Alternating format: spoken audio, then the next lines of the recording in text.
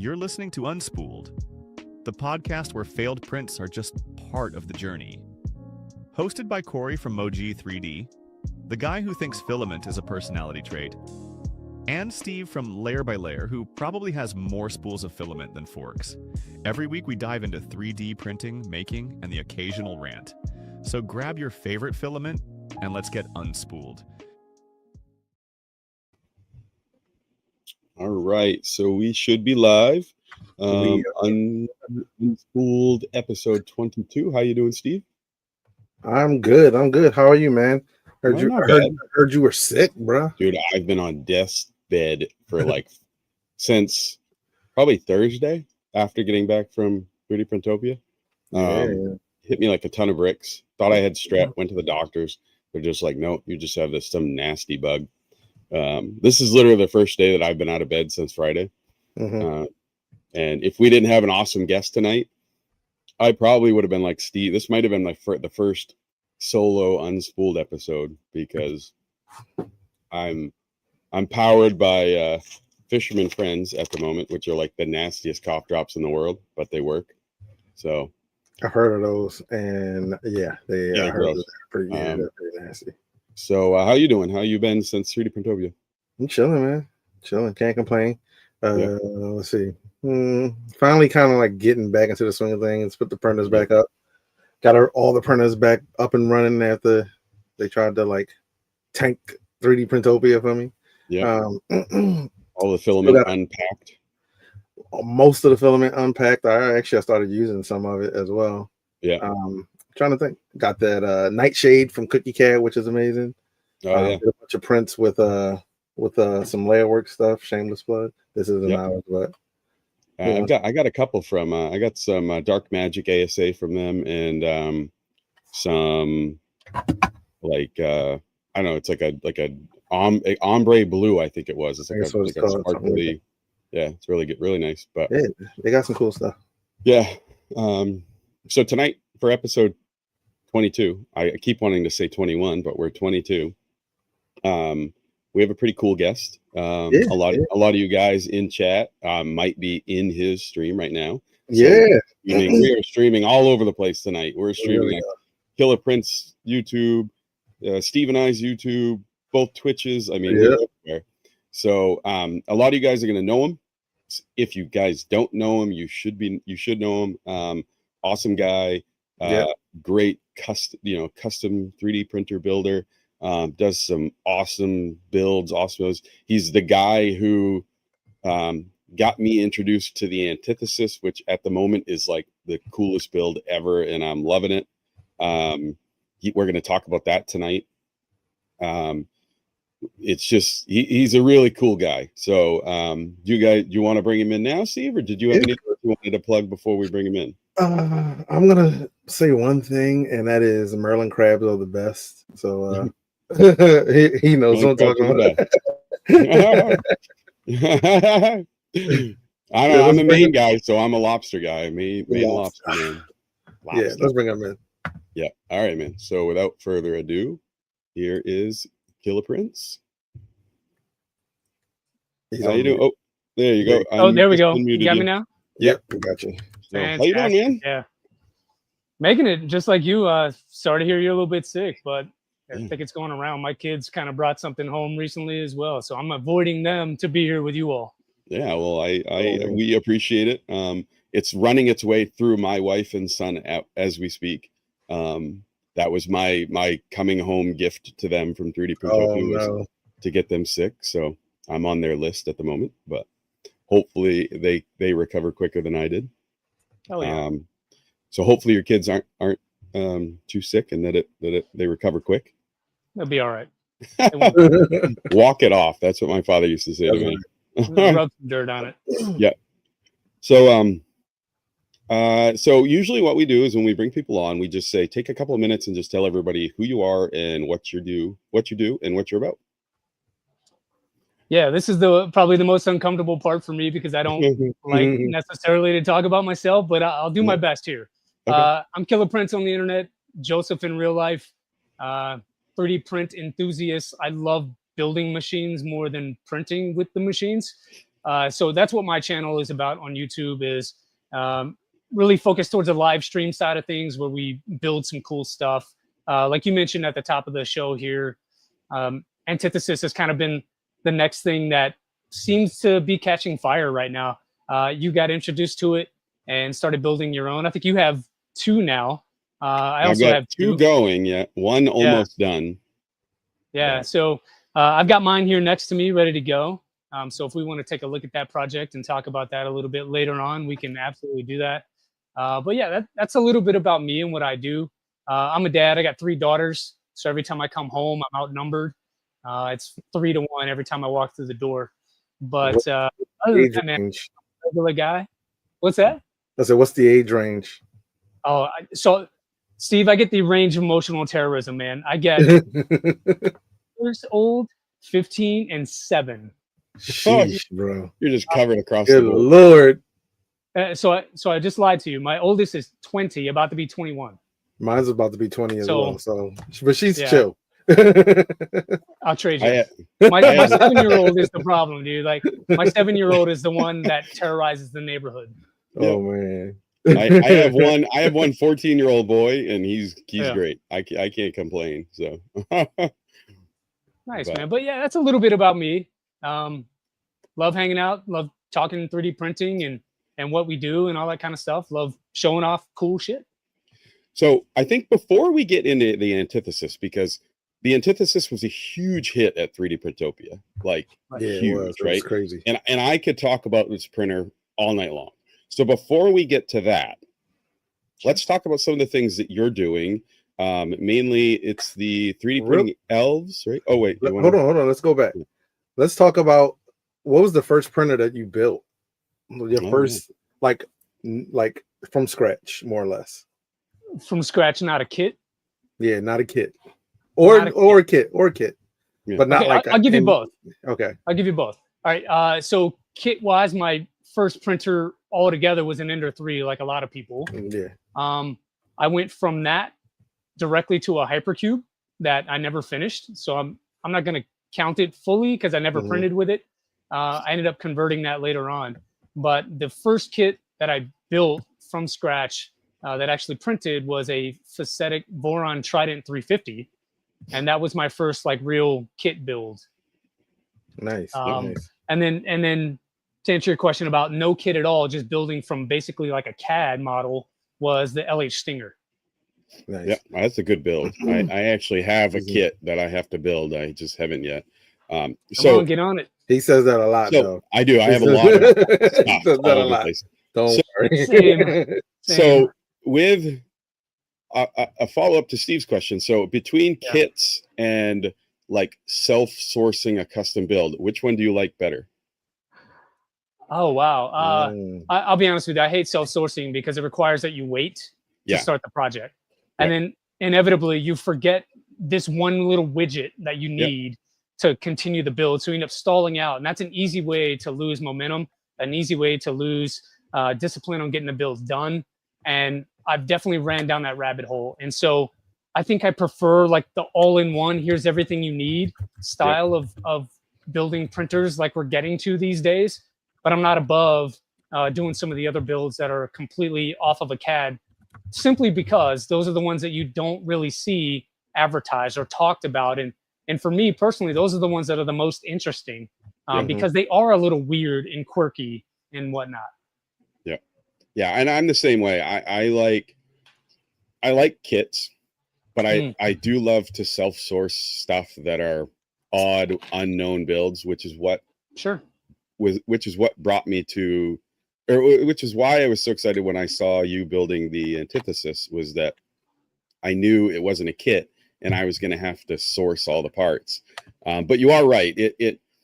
I have closet printers that are custom, that I've self-sourced parts, and then they get shelved for 3 months because I'm waiting on a part and it came in, but I just don't have I'm on something else, right? And I don't have the time or I say I don't have the time. I do. It takes me a bit. So I do like the kits as well, but I am a self-source kind of guy. How about you, Steve? Have you yeah, I mean, I know you're not a kit printer guy. No, I'm not. But you have thought about doing the Mercury one, right? Yeah. I would probably be more into kits, but you've seen my office. Don't get it fooled. Like there's a little bit of an optical illusion going on here. This room is very small. Yeah. Like so 3D Printopia rolls around and we fly in Friday morning. So it's me, Adam, and GTR Dad, Matt, who they're both in chat. And we go to Steve's house, right? None of us, I don't know if Adam's ever been there or not, but I'd never been there. And Steve's like, oh yeah, let's go to see the office. And he always jokes about it being small. And it's right, like that fisheye lens like makes it big. So I get why you don't do the builds. I'm still trying to figure out where I'm gonna put this U1 at. Yeah.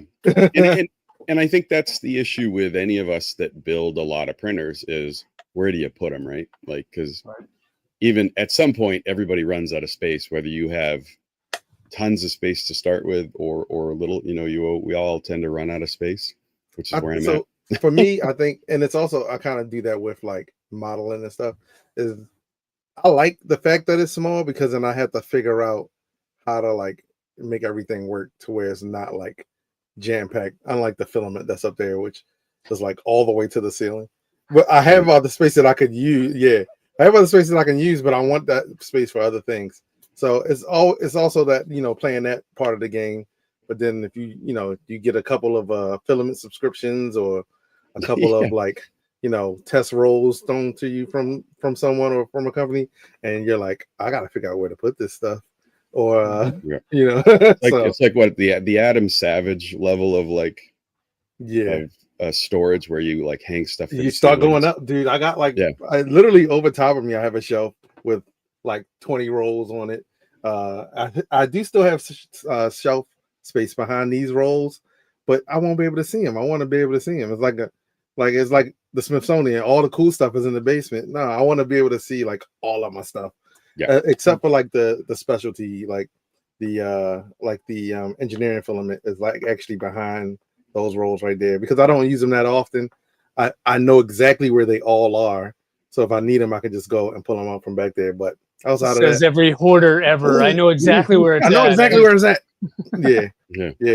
Mine's all up here, and here, and over there, and So it sounds like we've all got something in common, right? Like I'm like you guys. You see half of what I've got. I've got another one of these. There's another one of these over there.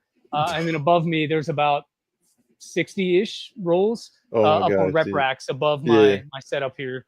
And then there are a couple of bins that are stored away.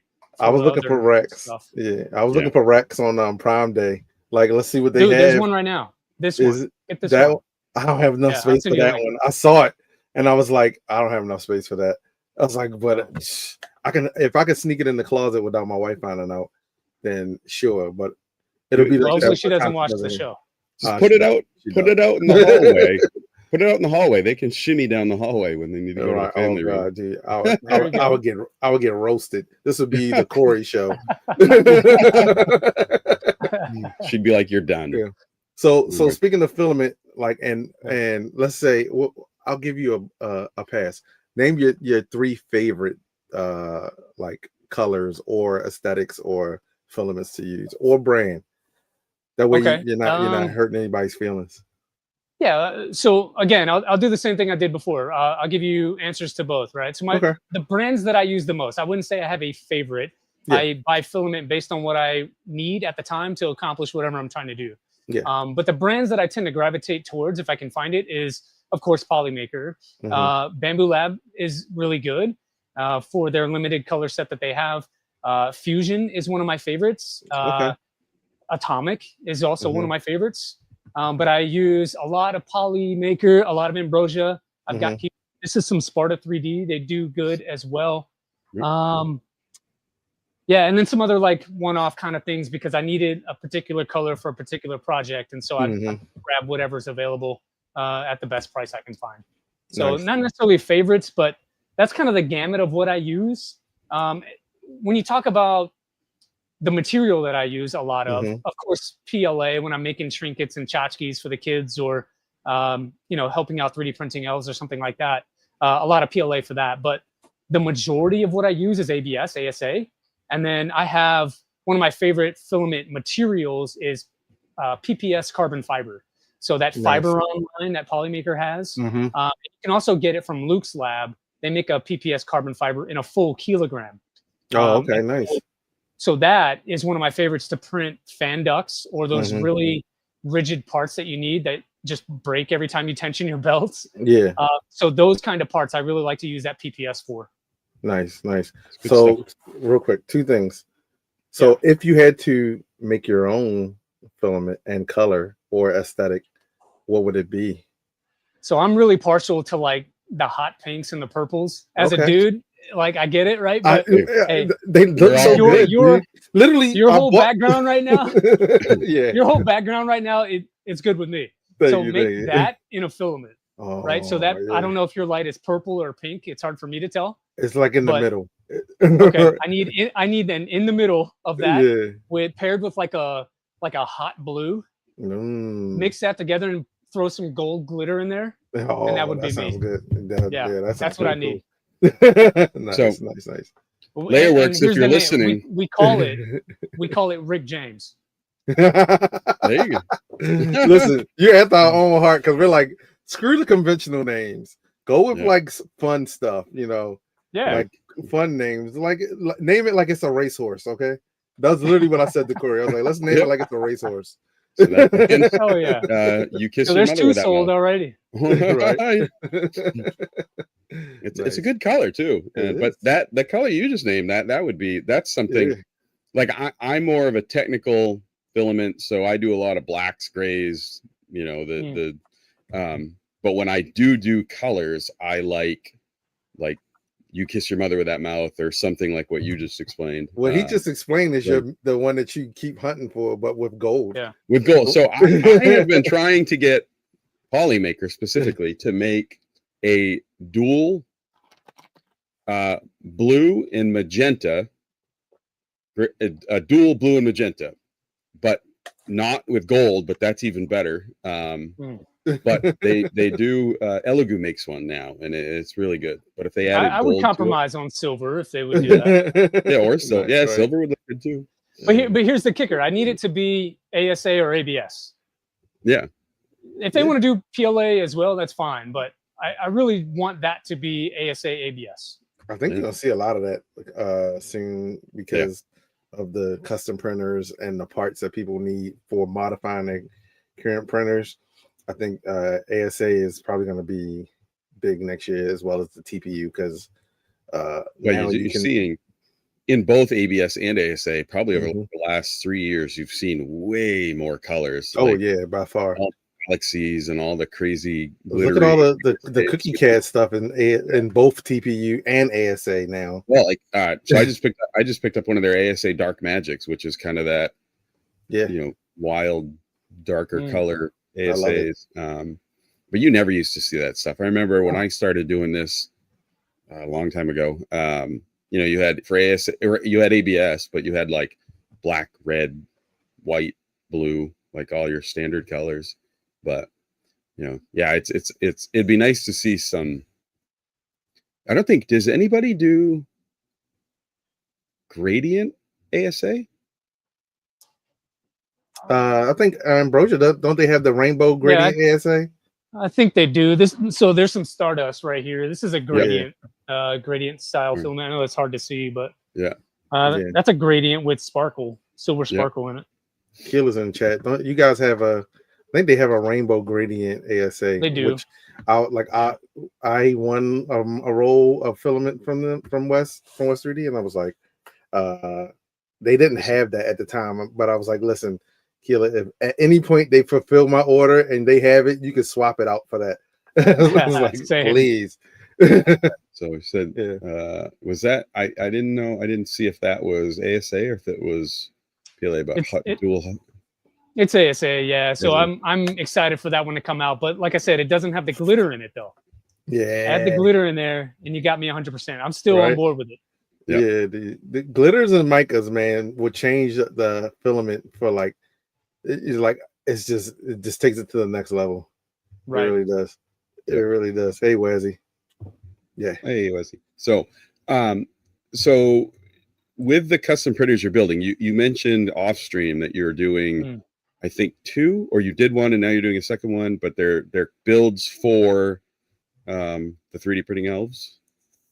Right. So a little bit of backstory, right? 3D Printing Elves, if you're unfamiliar, those of you in chat watching, 3D Printing Elves is a nonprofit 3D printing husband and wife team that print toys for kids all throughout the year.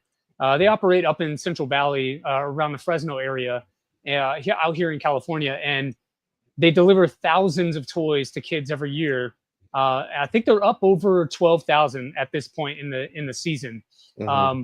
And one of the things that we were brainstorming is how do we continue that good work while being an asset to the community? And so Voron Widow, Reth, and I kind of brainstormed this idea that we would raffle off a printer. And he knows that I love building 3D printers and I can't keep them all. So he offered to allow me to give one away to benefit his nonprofit. And so I'm super thankful and lucky to be able to work with those guys. And so to answer your question directly, what we are building on stream is, number one, we're building a Prusa wire, which takes a kind of dilapidated Mark III and refreshes it and turns it into a switch wire type of machine. So you get the Core Z kinematics with the bed slinger for Y. So super cool build to bring new life back into an old Mark III. And the second build we're doing is a V0. So this one was donated by the 3D Printing Elves to me to rebuild for this raffle specifically. So I took that idea, made a custom panel for it, and then also printed it in Christmas colors. So it's red, green, and white. Yeah, it looks awesome. And super beautiful. That filament was donated by West 3D. So it's got the glitter in it and all that stuff. And it's a super nice build, and I hate that I have to give it away. But they got some cool Christmas that's what we're doing. Filaments. So I like their Christmas stuff that they had. It's really cool. Well, I'll say holiday filament that they had. Right. Nice. And in chat, they're dropping that link right now. Yeah. I want to get a couple of those because I would love to win that the Christmas theme one. Oh, I forgot the most important part: how much it costs. Right. So it's a raffle. One ticket is only $10. So you get to take home a V0, an LDO V0 fully built, fully assembled kit that you see built live on stream for $10 potentially. Yeah, that's cool. If you want a half a dozen tickets, it's only $50. Oh, and you can buy as many as you want. That's cool. Yeah. And when does it end? Sorry, when does it end? It ends early November. Okay. I forget the date off the top of my head, but early November. You've got roughly 30 days to buy all your tickets if you're going to get in. All right, cool. So that way, hopefully, whoever wins it gets it for right around Christmas, right? Depending on sure to grab exactly. That's the goal. The goal is to get it to you before Thanksgiving. That's cool. It is U.S. only though, so that's a little bit of a downside. If we have international viewers, it's going to be very difficult to ship a fully assembled printer internationally. So it's going to be U.S. only.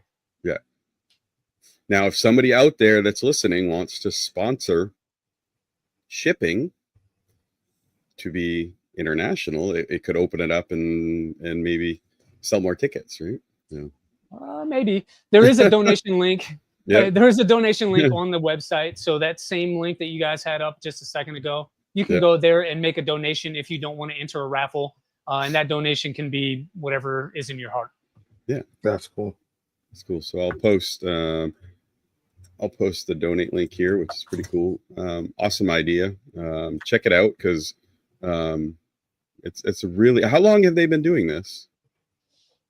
I don't know exactly, but it's been a few years now. I mean, they're giving up 12,000 toys this year, and that's the most they've ever done. So it sounds like it's been an incremental growth. I've only known about it for the last 3 years.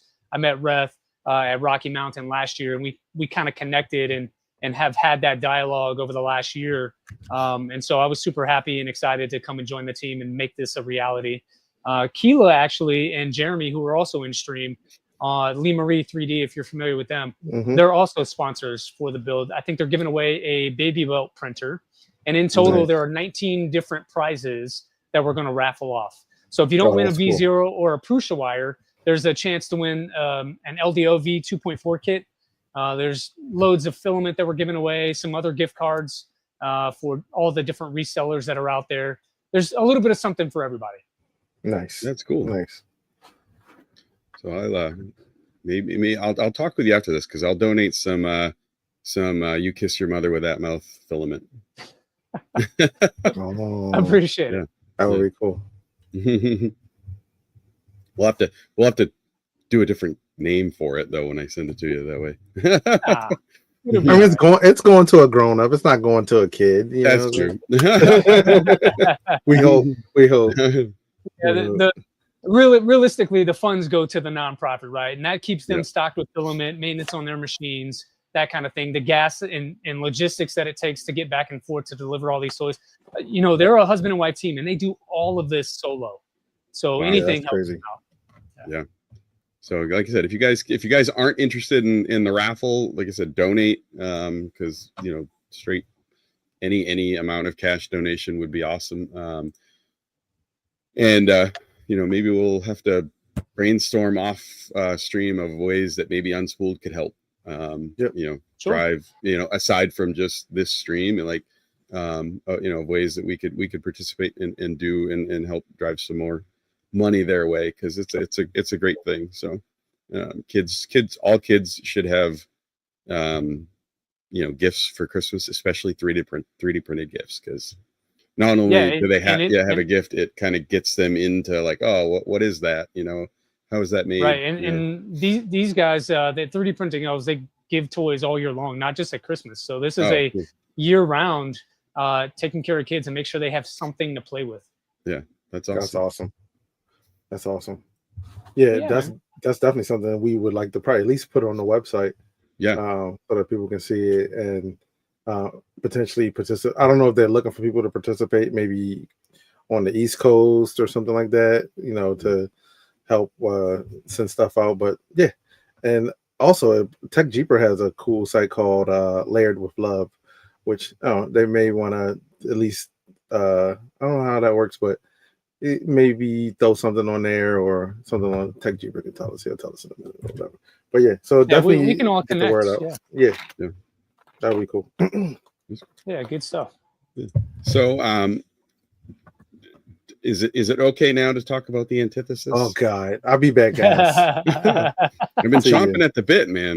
Steve, I'll send you one. Yeah, right. My legs are see you twitching. guys. I'm so gone. Steve, the benefit is it's small. Oh no, trust So me. fit After looking at it, I was like, it's cool. I think. Yeah. See, for me, it's more the customizing of it that would get me. Like how fast it prints, or the specs of it are like minimal to me. To me, it's like, how awesome does it look? Like that, I get stuck in that area. I'm a visuals person, so I'm like, I would just want mine to look better than you guys. That's all. So, good luck. Good luck.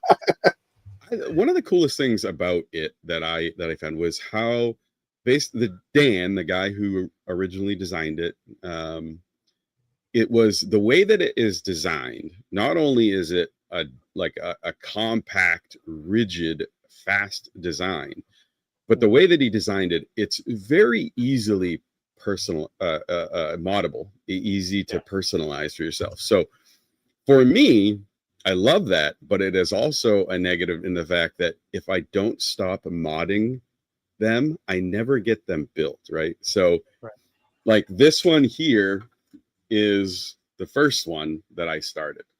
Okay, so I was modding this one, and then finally, like, I don't know, a couple days after I got back from 3D Printopia, I was like, I gotta stop changing things. That one, I'm just gonna finish it, and then the second one that I'm building, that's gonna be like everything that I want it to be, like mod the heck out of it. But it's a fun build. I mean, I've built 3 Vorons, and I've built or 3 V0s, which are an ant-sized printer or printer for ants, which I think this should be, right? I think this should be an official printers for ants because it's small. It would be the smallest one, and I have reached out and talked with Jason from LDO about trying to get a kit for it. Dan's super excited about that, and because if we could get a kit, I think it would cover like what you were saying of liking kits over sourcing. Because one of the drawbacks behind doing this build is you do have to self-source everything. And there are some unique parts with it, like the sizes of the linear rails that you do have to cut if you want, so it does have a little bit of a higher entry level for someone who haven't built a custom printer before. So having a kit, yeah. Oh, go ahead. Sorry. The cool part about it is some of the more custom pieces, because you do need some like laser cut plates and stuff like that to put it together.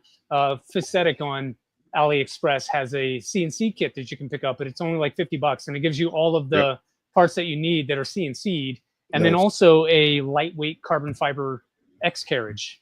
So you get a pretty good amount for $50, and then you just need, like you said, some rails and a couple of pieces of extrusion, and then you get to choose the hot end, the extruder, whether or not you want to run a tool head board. All the rest of it is your choice. Yeah, and then also there, if you guys are in chat, if you guys go to the Discord, there's a guy, FSM Meatball, who has done. He was like a real driving force behind getting it an all 3D printed version of it, which is out now.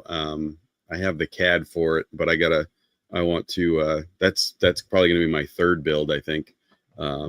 The all 3D printed version, because that one's neat. You don't have to have the custom, laser cut plates. It's maybe a little bit easier for certain people to build. So it's kind of neat. But yeah, it's how many you've done? 3?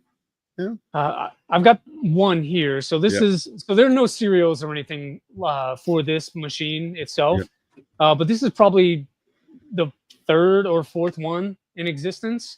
I met Dan and Cam at Rocky Mountain and got super interested. Dan was not really wanting to release it. You know how it is, like when it's your baby, it's never quite done. And he was hesitant to put it out there and make it someone else's problem. But with a lot of coaching and asking questions, he allowed me to build one.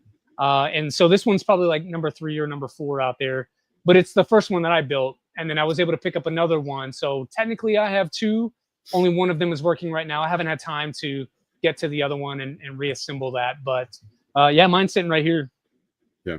And yours is done in like a Ryobi green, right? Like a yeah, I'll show you. So now do you have that's mine. So does that one have the tube compact on it? It does actually. So here's the tube compact. Which is a little it's drooling on me, but yeah, that's the tube compact there. Yeah, nice. Which is a little beast of a hot end. It is. It's so good. I've been running that since before it was released. So I was one of the beta testers for it, and so I've had it since April. And that project was awesome to be a part of. I love this thing. It's going to replace all my Rapidos. Nice. Yeah, it's we saw it at Luke brought it over to our table. What was it, Sunday, I think? And it's the cool thing that I thought was that the fact that he was able to get it so compact and still keep it 35 millimeters cubed flow rate or better. Now you said you're getting what, 35? So mine is doing actually about 37. This one's doing about 37 on this is PLA. And so that's at about 37 cubic millimeters per second on the flow. And we can run off a flow rate test if you guys want to see it move and stuff like that. But with ABS, I'm getting a little bit over 40. Oh, nice. Yeah. So, and that's at 20,000 acceleration on this little bed. So the bed is only 100 by 130. Nice. Yeah. And so the cool thing about the compact is that, like, I mean, if you were to put an original OG tube on this, you'd basically cut the Z height in half. Right. Yeah, it's overkill. Yeah. So to have the compact version that you can fit on a lot more printers is really cool. But yeah, it's the version that we had at our table was Dan's it was the original build. So it was the 100 by 100 bed. And it was the one with the crazy, it had the 75-30 blower fans on it. So people got a kick out of that because it was, it looks ridiculous, but it's awesome. And it's like Mickey Mouse, just get giant ears on it. Yeah, I mean, they like at first I was like, what fans are on that thing? We took them out of the bag to put them on because GTR Dad had put it in a carry-on to bring it from Arizona to Maryland. Right. So he had taken the fans off so that they didn't break in the thing. So when we took them out of the bag, I was like, what the hell are those? You know, so we put them on. There's two 75-30s, so massive fans, but we didn't push the machine while it was printing there. We basically just used the most reserved profile on it. It was still quick. I think we did a really high quality benchy in like 24 minutes, something like that. That's respectable. Now I was gonna really ramp it up, but the tables weren't exactly the sturdiest things, and I was worried about shaking stuff off because who cares if you get ringing? Send it, man. Yeah.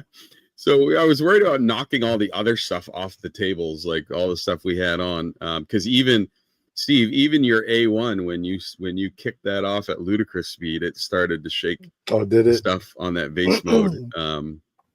So I was like, if we really ramp up this antithesis, I said I'm going to be knocking stuff off the table. But that's okay. We must have had. I mean, it was crazy. Yeah, there were 10 people in front of the table at all times asking about that printer. It was that, the filament, and then Steve's my chips poops. And my filament poops. Poop the funniest part was like the kids and the wife would be at my side and the husbands would be on like the other side. Yeah, talking about the printer. Yeah. It was crazy how much. And then obviously Meatball, he was there and had the other two all 3D printed versions upstairs. So there were 3 of them there. Nice. And we split. Originally, we were going to put all 3 of them up in the annex, but then we were like, oh, we'll keep one down here. That way, you know, if anybody doesn't get to the annex, they get to see it. But yeah, it was. So when you saw it at Rocky Mountain, that was basically the first time that it had ever been seen. Right. That was the debut from what Dan was telling me. That was the first time they had brought it out. And the one that you and I have built, that's Mark III. So they had Mark I and Mark II at Rocky Mountain as well. And so you get to see the iterative change. And the Mark III is kind of the one that we settled on, and that's the one that they launched. And so it was a lot of, hey man, let me build this. I promise I'm good with it. You know, let me do the thing. I'm very interested. And so he relented and let me build one. And I think within 2 weeks, I had already had everything I needed. I keep a bench stock of motors and belts and stuff like that. So really all I needed was those custom plates. And it took about 2 weeks to get those. After I had that, everything else just flew together in about 2 days. About 2 days to build it, and then another half a day or so to tune it and get some software going. And it's been chugging along ever since. Like I was telling people, like, if you have all of the parts ready to go, you could probably physically get the thing together, not wired, but together in like half a day. Like you could put the whole thing together and then obviously not wired or pushing plastic. But it's an easy build unless you start modding it and doing custom stuff with it. But that's what I did. I threw a full-size LGX on it, and then it's also it doesn't use a BL Touch. It uses a BD sensor from Mello that sort of works like an eddy sensor, like a beacon would, but it doesn't touch the bed at all. And so I chose to go with that instead. And it's doing its little dance right now, scanning the bed. I know it's a BL Touch. I know Meatball's using the micro probe from BQ. The Eddy Duo's been used. The Eddy Coil. You're the first. I have a Cardo, which I thought about using that, but I don't know. I'm probably going to be using the Eddy Duo just because I have one and it's why not? Yeah, it's perfect. Yeah, but It's even a great so, machine to use extra hardware on things that you Yeah. might not use. You get this random extruder, you just want to try it out. I completely use mine as a test bed, so it's I can put whatever main board in there that I want. I just print a new case. I can run whatever hot end I want. I just make a mod in CAD, and then extruders the same way. It's sort of modular that way. So you're just modifying one piece to accept whatever you're trying to do, and they just sandwich together. Yeah, because I'm using the Piopoli Lancer extruder off the Magneto Nice. X. What do you think about it? Just because it's beautiful, it's gorgeous. It's probably the nice thing about it is that it has the load unload buttons right on it. So if you wire that up, you can just set up macros to load unload with the push of a button.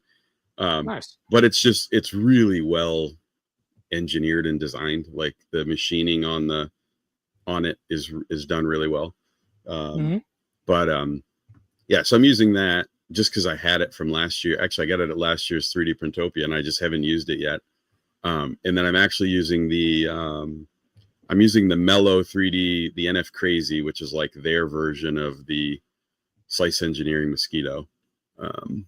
Just because, again, I had it. But same. I got a couple that are in the drawer. For me, I didn't care for them as much as I care for other hot ends. So I've got a couple that are just hanging out. So, Killa, if you look at that, so that is Layerworks. Yeah, nice. Layerworks, let's do it, man. I got some ideas. Let's get weird. Yeah. So John, I don't know if you were here when he said it, but it was like a fuchsia pinkish purple with a blue. The hottest pink you can make with the hottest blue you can make. And then let's throw some gold glitter in there and call it Rick James. You can add the B on the end of that if you want to, but I'll leave it up to you. John's like, what are you guys doing to my company? We're making it better. We're making it awesome. Give the people what they want. Right. I have just and I will. Combo. He'll put something together and you'll see it for the first time and it'll be perfect because that's what ours was. It was like it wasn't even like we didn't even it was like no, it was like this is like, great. Steve and I think we were on a video Discord or call or something when we first saw it, and we were both just like, it's perfect. Like we don't need to make any changes. The guy's a wizard when it comes to gradients. John, reach out to me, man. I got some ideas. He's one of the people like that I've seen who like had the translucent PLAs like years like before Bamboo started rolling them out. Yeah, and they like look good, really clear. Yeah, really they look clear. so good. Yeah, that was what initially kind of drew me to his filament as well. So yeah, that would be cool. That Arctic blue. Look at that. We've got another person saying. So we've sold 3 now, John. It looks like Rigo wants some Rick James filament too. Yep. We might have to change the name. We might get sued by the state. I don't know. We gotta play it close. Richard James. Yeah. Or we could just do a play. You could do a play on Rick James, like some. Yeah, we'll figure it out. That's for somebody else. Call it Super Freak. You can call it Super Freak. There you go. There it is. See, collaborative minds. I love it. Super That's Freak. Awesome. That actually would be a pretty good name for a film. He says, "You're ABS, right? ABS, please and thank you. We could do PLA as well." But ABS is what we need. ABS needs the most help because everything is plain Jane for the most part. You get some glitter ones and whatnot, and they're good. But I've yet to see a really good dual-colored ABS. You can call it F your couch because that's a quote from Chappelle's show. Yeah, he's doing the skit. And people would know. I've got so many. So much for PG-13. Yeah. I said F. It wasn't the curse word. It was forget your couch. The next one we can do is game blouses. Yeah. Now I'm really excited to see because he'll come out with this like unbelievable ABS gradient with gold glitter and it'll blow our minds. Oh, he says ABS hates contaminants. Oh, that's cool. Again, we're flexible on the idea. Yeah, this is a creative session. If anybody can do it, he can do it. So Stay tuned. That's awesome. Nice. All right, so let's see here. What is the current build that you're building right now? Are you building a Micron too? Oh boy, I've got 3 builds going at the same time. Okay. So And I've been alternating on stream. That's not counting the antithesis, because that's kind of done, right? You did the first one. Correct. Yeah, it's done. It's my test machine. I built it, and luckily, like I said, Tube Compact came out for beta testing at the same time, and so I was like, oh, now I really have to build this antithesis. So Tube Compact went on it as soon as I got it, and I've been running it, just testing the crap out of that hot end as much as I could for the last couple of months. It really is good, and when you guys get your hands on it, I know it's available for pre-order.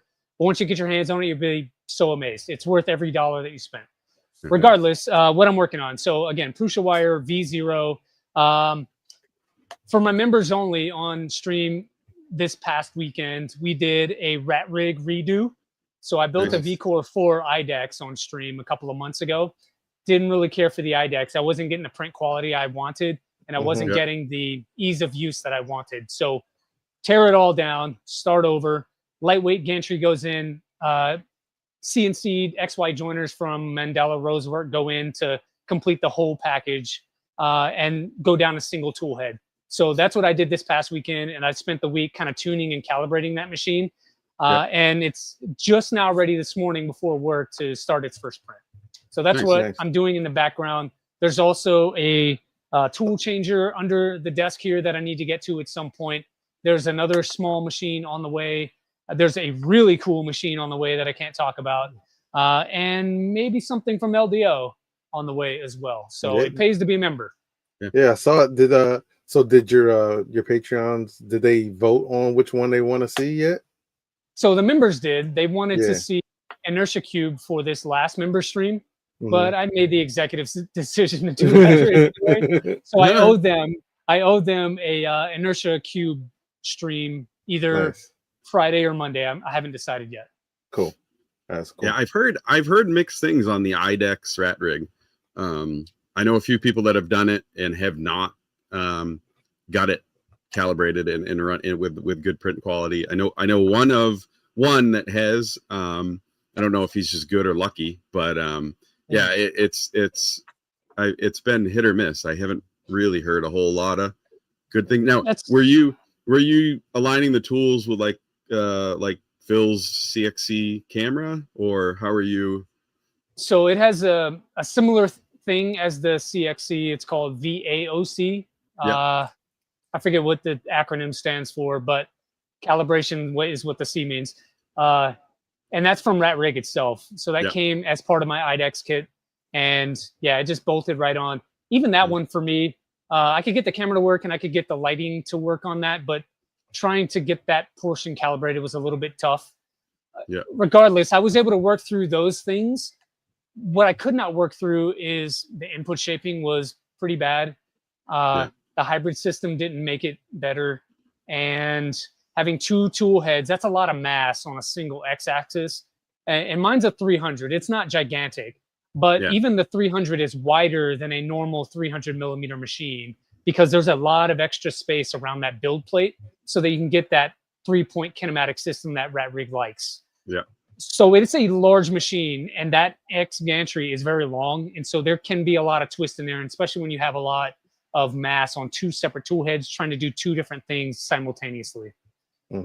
For me, I couldn't spend the number of hours that it required. I was already in the 20-something hours of trying to calibrate this thing. And I'll be honest with you, I just gave up. I didn't want to fight with it anymore. So once you get it working good with one tool head, will you ever go back to IDEX, or are you just like? I doubt it. I doubt it. So this machine is running. It was doing 2 tubes, so I just did 1 tube. Perfect machine for that, by the way. And so I'll just repurpose the other one and that extruder and all those parts to a different build. Honestly, it cleans up the wiring a little bit as well, because you can imagine like the square is only so big on the back of the machine, and everything has to go in there. Another thing that I did away from the norm was add a Kraken. And if you haven't seen a Kraken in real life, that board is huge. And so that took up a lot of real space. I remember the first one I got, I took it out of it when I got the box. Just the box itself, I was like, holy crap. Like I knew everybody said it was big, but yeah, it's a beefy board. And so that's taken up a lot of space where it was meant to use an octopus. And then you have electronics, you have a Pi in there, an SSR, a power supply, everything on the back of the machine in a defined space because the parts are given to you, right? Yeah. Now you have to add all the additional wiring that you would need for a secondary tool head, plus the VAOC that needs to go back through there as well. And it becomes a rat's nest really easily. And the airflow wasn't as good as I wanted it to be. The Pi was reaching elevated temperatures and whatnot. So there's a lot of different facets to having an IDEX that we don't really understand until you do it for the first time. For me, it's easier to go to single tool head and just keep it like that. Yep. Makes sense. Yeah. So the tool changer build that you're doing, is it going to be 6?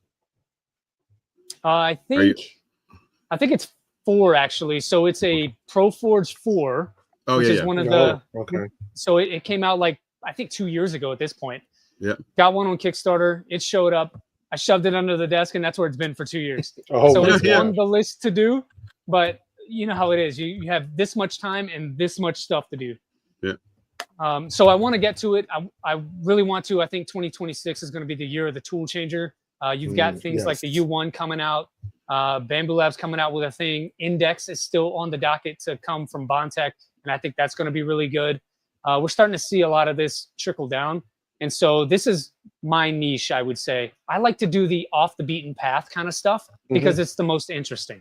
Yep. It doesn't mean that I don't do the normal stuff too, but things like antithesis and I don't know, I have a Micron and this tool changer, and there's a ProForge 3 over there. There's some other weird stuff that we've covered on the channel that I've built on stream. That's more my niche and what I like. Nice. Yeah, that's cool. Yeah, I mean, it's the same. Like when I got the LH Stinger kit, I had every intention of that. Was like, I got it because it was going to be the next build.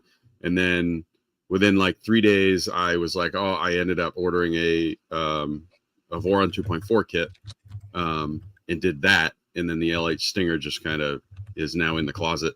But eventually I will get to it. You won't. You're not going to get to it. I will. It's going to be after the. It's going to be after the antithesis. After the antithesis. After what? Well, I say after the antithesis, but then the U1's going to come out, and then I'm going to want to like play with that. Exactly. Then, like I said, you're not going to get to it. I still want to. I still want to. It's going to end up like my tool changer. Yeah, and I still want a tool changer my 2.4. So I don't know if I'll do that before I end up doing the LH Stinger, but I want to put that together because it's a cool build. But it is. I will. And I still need to revisit mine. Mine got broken in the move out to California last year, and I haven't revisited it to reprint the new parts and then reinstall things. I'm probably gonna have to redo the firmware and all that kind of stuff. But I do at least one custom thing on every build that I do. And what I chose to do on the LH Stinger was make it a 235. So it's a full size Ender 3 bed versus the 200 that you would find in a kit.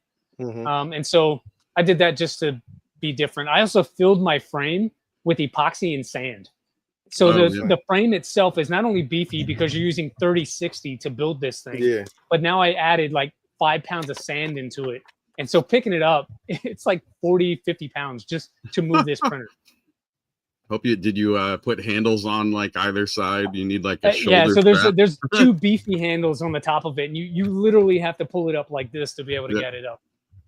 That's what I should do. Cause then it's like, oh, I don't go to the gym that day. I can just lift my LH Stinger around the shop. So you're like, hey, I remember when printers used to be heavy, and you were like, I'm gonna make a heavy printer. Because the older printers used to be really heavy. I say really heavy, but they were heavier than what we have now. So it's like, I can pick up the A1 Mini with like one hand and just walk around with it. And you think of the capabilities of it. So you take something like the LH, the Stinger, and like the speed that it hits. You probably need that kind of weight. You know what I mean? You do. And that was my thought process too, right? Like if I can add mass to the stuff that doesn't move, it's going to help the stuff that does move be able to decrease its ringing. Yeah, it's an odd build the way that the frame is built. I know it's 3060, but it's still, I mean, and people are rampant. The first time I saw it was Nathan Builds Robots was Bowie. I don't think he ever finished it. So yeah, I'm not sure if he ever finished it or not, but if you go back to his coverage of Rocky Mountain, not this year, but last year, the Stinger that he featured was my Stinger. Oh, was it? Yeah. Okay. Yeah. Cause that was the first place I ever saw it was on his. And then I never saw anything else that he ever finished it. And then I bought a kit shortly after that. But I think I have a question for you all. Like, why do you think Steve Builds refuses to build an LH Stinger? I didn't even know he does. He's in chat. I'm trolling him pretty hardcore. Hey Steve, I didn't see him in there. Well, that's kind of our inside thing. Like, see, wait. That's kind of our inside thing. I want Steve to build an LH Stinger. I want him to put his touch on it. Well, I talked to him. He came by the Unspooled booth on Sunday, I think it was. So hopefully he'll build an antithesis as well. So we were talking about it, he and I. So I think he's on board to do it. Yeah, nice. Because the more people that build it, the more it gets out there. So right. I know there were a lot of people at 3D Printopia saying that they were going to build it. Hopefully that's the thing. But it sounds like he's building. Making sure he's building one. Yeah. You gotta put him on the spot, all right? Well, he's pretty much like us, that he obviously has no shortage of builds on the docket. So I know that us adding another one must be great. Because every time, and that's the thing. Like I scour like GitHub repositories for custom printers that are really new, and I got to stop doing that because I'm always finding like these really unique builds that these random people all across the world are doing, and I'm like, oh man, I want to build that. And I have a Google Sheets of a list of like my list of printers that I'm going to build. And so how do you decide on that list which one is the next one? Basically, as I find them, I put them in there, and then I'll like move things to the top. I don't follow it at all. Like, so the LH Stinger was at one point in time was there, bought the kit. 3 days later, got the Voron 2.4 that went above it. Okay. And then something else after that came out, and the LH Stinger just progressively got pushed down. And now it's been like, I don't know, 2 years or something, and I still haven't built the thing. It's on sheet 2 now. It was on sheet 1. It's on sheet 2 now.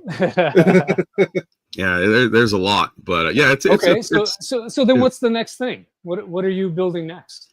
So once this antithesis is done, I got 2 going right now. So once those are done, the U1 will be here. And but you don't have to build that. No, I don't have to build that. And then I think next is going to be either tool changer on my 2.4 or a Micron. I've always wanted to build a Micron, and I just haven't. I don't know why, but it's a cool machine. The one that I have over there is pretty dope. Are you familiar with the Tiny Shell Script CNC plates for it? So it's running that on the Micron. Okay. Yeah, I wanted to build one because I've done 3. The Vorons I've done 3 V0s, and I've done 1 2.4. So I figured, why not the Micron? It's kind of in between. What kind of tool changer are you looking at for the 2.4? Are we talking Mad Max or Stealth Changer? Stealth Changer, most likely. Okay. Unless I don't know. To be honest, I haven't looked at the Mad Max enough to missing out, man. Well, here's what I would say. Just build both, and then you can compare. Yeah. We have content for the channel. I'm already. That's content right there, dude. With the U1 coming, and then I now have 3. I have a lot of printers, but I now have 3 Centauri Carbons. So I will have 6 eventually, but I run out of room. I have run out of room, and I constantly am like. I see some space like right there over your right shoulder. Right behind you. Right there. Dude, this is like 2 feet behind me. Look right that's there. Okay. You can make a multi-board mount for your antithesis and just put that right there. I actually, I mean, I do have I have a belt printer hung on a wall because I just have no place to put it. So it's like it's like French cleated to a wall, and it just drops the parts in a bucket. Because but yeah, I've run out of room. I'm building upstairs. I have a third floor, so I'm building out a new studio on the third floor, which will like double my space. The studio too, or do you get to keep this space as well, or you gotta relinquish it? Part of it, but I'm gonna keep one rack in here, but it's got to eventually go back to a spare room, ridiculous office type of thing eventually. But it's mainly just my office, but no, that'll double my space, so then I won't have to worry about it. Yeah, so that thing's moving. I mean, how long have we been on stream? Like just over an hour. It's so looking at the flow rate in Clipper, it's flowing about 44 cubic right now. Wow. Yeah. PLA at 200. Getting a little sketchy though. I'd say probably 39 is about the top. You can see it in the frame there that at the top of that is getting a little weird. Yeah, I remember.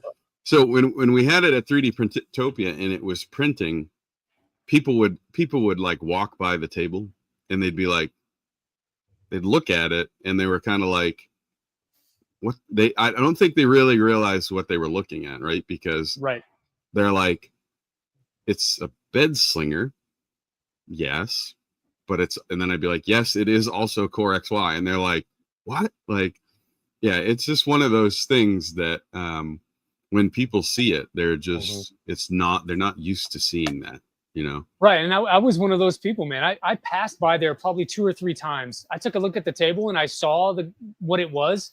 It didn't click to me that it was a 3D printer. The fourth time I came back around, I really spent time on day 2 at Rocky Mountain just talking to as many people about their cool projects as I could. And I just happened to run into Dan and Cam sitting there and asked them what it was. And it's funny, like, bless their heart. So they had this like science project board that you do in high school, and it had like the evolution of the antithesis on it and where they started and whatnot. So like I thought it was a bunch of high school kids talking about science projects and STEM stuff. And so I wanted to be nice and entertain. But then I realized like, no, these are real dudes that make 3D printers. This is not a kid's thing.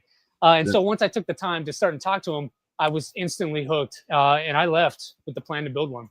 Yeah, and like, I mean, it's when you look at it and you see it in person, it's really clear. It's really easy to understand when you find out that Dan's a machinist, right? Because it's a printer that was clearly designed by a machinist, because it's compact, rigid as hell. And we had a lot of people that saw it and they were like, the first thing they said was, it looks like a Milo CNC, or it looks like a small little CNC machine. And it does, you know, and it's just, it's one of those things. And it's not the first. So technically it's what they refer to as a T-bot, but it's not the first one that's done it. It's just the first one that's done it that I'm aware of on the bed. So yeah, it's a super cool machine, man. I love it. She said that got about 39. Yeah, you can see a clear line there on the. Hopefully, you can see that. Try to get in the right light. There we go. So you can kind of see the clear line of where it starts to get a little too much flow. Probably about right in. If I can get my finger on the right side, about right in there. Yeah. It's a nice looking filament. So, yeah, what is that? What color is that? That is, let's see, ambrosia, hot pink. So you can see on the screen, they all like to bust my chops about how much I like the technical. He said, "Yes, I am." So whenever we have a filament company on, if it's a filament company that makes technical filament, his eyes glaze over. I tend to go down that rabbit hole, and Steve's like, come back this way, because I can tend to like the eyes just go white. I get tunnel vision. And then at the end of the fight, he's like, where am I? Where's my pants? I don't know what's going on. It's like, what's my name? What's my name? I'm so hungry. Oh my gosh. Oh, yeah. geez. So hey, this is my stuff right here, like John or here, right? Yeah, and I could do an entire episode on God. Peak. Steve's like, I'm taking that one off. I'm interested in Peak. I just don't have a use case for it. Yeah. We'll have to do an Unspooled episode or episode B melted. the same week. That's just me talking about Peak. Oh my gosh, right. Hell yeah. But yeah, this is Ambrosia Hot Pink PLA. Oh, okay. It's a nice pink. Yeah, it is. I love it. I got it at Rocky Mountain this year, and this is what I've been doing with it, is just testing the antithesis. It's up on the rep rack. So there's a remix or mod or whatever you want to call it on printables from Heart K that just adds a filament spool holder rack thing with bearings on it. So I can print from the rep rack direct down to the machine. And that's where I build my printer. So it's in the perfect spot. There's one I've seen for the rep rack where it'll actually do the retraction as well.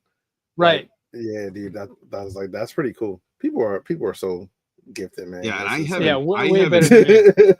I haven't used much Ambrosia, to be honest. I print a ton of their PCCF. That's like the only filament that I had ever used. And then the second one I ordered was actually Wazzy in chat. So Daddy Wazzy, he printed the He-Man hair helmet that was going around everywhere in the Ambrosia Bananarama, I think it's called. Okay. Yeah. And the second I saw that yellow, I was like, so I ordered that. And that's the second West 3D. I got like color 4 rolls. There's my Ambrosia right there. Okay. But when I ordered the Bananarama, I looked at the colors, and if people don't know, they have a lot of really good colors. Yeah. Like quadra teal looks so good. Yeah, it's a deep teal. So I have Prince of Purple. Is it Prince of Purple? Or I have Prince of Purple, Cardamom. Is it Cardamom or Cardavon or something like that? Yellow Jacket, which I didn't know was a dual extrusion when I got it. And what else I have? I got one more. But yeah, I do like it. I like it. I couldn't wait to like win a roll so that I could just order a bunch of it at the same time. Right. Yeah. So talking about your He-Man helmet, right? So yeah, that was a thing. But everybody, you guys up on your 90s hip hop trivia? Oh no, yeah, absolutely. It's my favorite thing in the world. It's my favorite thing in the world. I'll share that with you. But I made a He-Man helmet, but printed it in hot pink, and that way my wife could wear it and be Little Kim. That's perfect. Oh my gosh, dude, that's hilarious. And for the youngins in the chat, Little Kim was an American rapper circa 1990 something. Yeah, like 95 to Google like it. Yeah, Google it. Yep. Google it. You're welcome. I remember Little Kim. Yeah, I bet you did. Yeah, and of course, and somebody says T-Pain, like the second that was given. Someone's going to mention T-Pain. While we're talking about famous people, I got something for you, Corey. Steve Harvey. Oh my gosh, dude. Steve Harvey. Steve Harvey. Silk. Dual extrusion silk. That's your color. That's my color. Yeah. I have that's wild. Which one is that? Love you, buddy. That's your Steve Harvey. No, but what's the filament? That's its color, right? Oh, the filament. The filament is I think it's Arion actually dual silk. They make one too. Yeah. So that color is my favorite color in the world. That combo, really? And the first time I ever used it was Matter Hackers Quantum PLA, but it's like $60 for 750 grams, right? So it's crazy expensive. Yeah. So that was the one I was trying to get Polymaker to make for years, and then finally Elegoo was like, "We have one," and now apparently Everyone does as well. But dude, that's awesome that you did Steve Harvey. So tell me I'm your favorite guest ever without telling me that I'm your favorite guest ever. You just became his favorite guest. Favorite, yeah. So did you hear the story of that? I did a little bit, but tell it again. So here I am. Somebody was like, "Oh, for Christmas, can you model me Mr. Potato Head with a Christmas hat. And I'm like, oh yeah, no problem. So I throw together this Mr. Potato Head with a Christmas hat, and I sent it to them, and they printed it, and it was on their table at Christmas and all that stuff. So then I uploaded it to Maker World. And Steve, I think I sent a picture of Steve. Steve's like, that looks exactly like Steve Harvey. And I'm like, what? It does, man. Then we started looking at it, and I was like, what the heck? Now all I can see is Steve Harvey. It looks so much like Steve Harvey. I assumed that's why he made it. I was like, dude, that's Steve Harvey. No clue. Hey, Steve Harvey? I to be honest, when I was designing it and then printing it, I didn't think of that at all. All it needs is a 3-piece suit, and you'd be sold. Yeah, right. He just put some like gaiters on this for his shoes or something. Yeah. So the model posting for that just said Mr. Potato Head does Christmas. I think that's what I titled it. It now says Steve Harvey does Christmas, and then like Mr. Potato Head. And I know. I printed this right before we started streaming. It finished maybe 20 minutes before we went live. So I printed it on the Delta, so I could print it at like 400 millimeters per second. Dude, well, good. At least it printed well. It did, right? It came after a lot of work, but it prints well now. But yeah, it took about 90 minutes. That's crazy. That's wild. So crazy. Printers are so fast now. It's insane. I know. I gave away a big one that was like this that used to sit over here forever.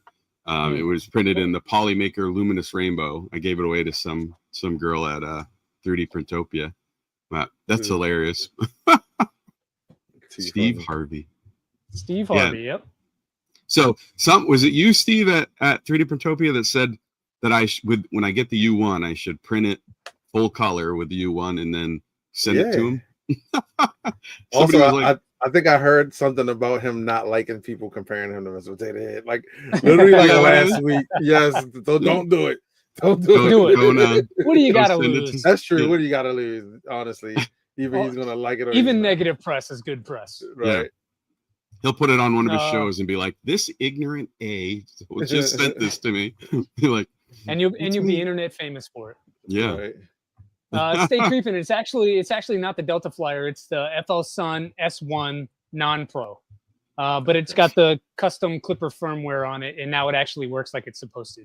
Do they have a? I know they got a silencing kit for like the T1 Pro. Do they have it for the S1 as well or no? They do, and it's running that. It's got the upgraded boards on it too, so you get rid of the salmon skin that it had a problem with.